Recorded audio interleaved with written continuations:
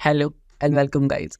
आज के इस लेक्चर के अंदर हम इंश्योरेंस पॉलिसी यानी कि उसी प्रिंसिपल में बात करने वाले हैं, प्रिंसिपल ऑफ इंडेमनिटी। अच्छा, इस इंडेमनिटी का मतलब बाद में डिस्कस कर लेंगे, लेकिन ये प्रिंसिपल बोलता क्या है, इंडेमनिटी ऐसे ही खत्म हो जाएगा।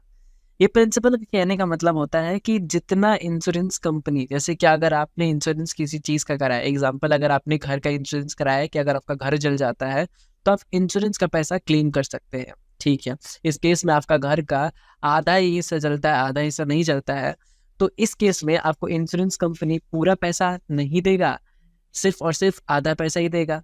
ये जो बेसिकली पॉलिसी होता है, इंश्योरेंस पॉलिसी होता है, it does not exist on the, या फिर it not apply on the life insurance. ये कभी भी लाइफ इंश्योरेंस के ऊपर अप्लाई नहीं होता है। अगर आदमी की डेथ होती है तो भाई आधा तो मरेगा नहीं, वो पूरा मरता है। और आदमी के शरीर के ऊपर कीमत नहीं लगाया जाता है कि आदमी का शरीर इतने का है, या फिर वो गोरा था या फिर वो काला था तो हम इतना प्राइस रखते हैं, उसके ऊपर इतना प्राइस रखते हैं।